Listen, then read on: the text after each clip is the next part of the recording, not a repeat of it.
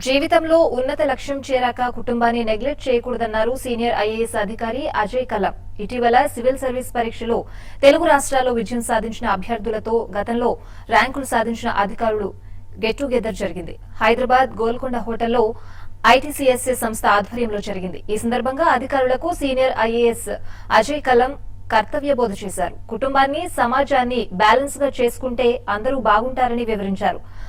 బాధ్యతాయుతమైన పదవిలో కొనసాగేప్పుడు వచ్చే సవాళ్లను ఎలా ఎదుర్కోవాలో కల్లం యువ అధికారులకు వివరించారు.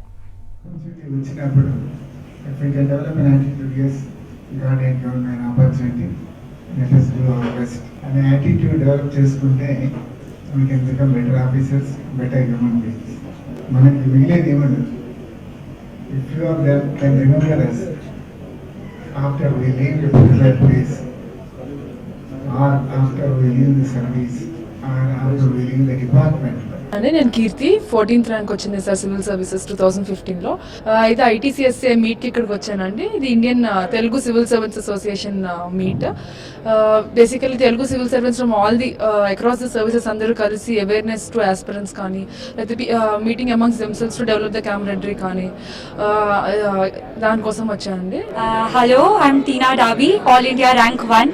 I've come from Delhi to Hyderabad. It's my first visit to Hyderabad and I'm extremely very happy. I've got such a warm welcome and it's so good to be here, and I met many of my colleagues today. It's fantastic. Thank you so much for having me here.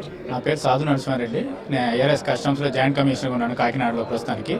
ఇది ITCSA Indian Telugu civil service association get together జరుగుతూ ఉంది. ఇక్కడ కొత్తగా 2016లో select అయిన అందరు అభ్యర్థుల్ని కూడా, కొత్తగా సెలెక్ట్ అయిన ఆఫీసర్స్ అందరినీ కూడా ఇక్కడికి ఇన్వైట్ చేయడము, ఈ ఐటీసీఎస్ గ్రూప్లో మెంబర్ చేసుకోవడం జరుగుతుంది. వీళ్ళ ద్వారా మనం సమాజానికి సంబంధించి కొన్ని మంచి కార్యక్రమాలు చేయడం అనేది జరుగుతుంది. అదేవిధంగా ఇప్పుడు ఎవరైతే విద్యార్థులు ప్రిపేర్ అవుతున్నారో సివిల్ సర్వీస్కి, వాళ్ళకి సంబంధించిన గైడెన్స్ కార్యక్రమాలు కూడా మేము ఐటీసీఎస్ ద్వారా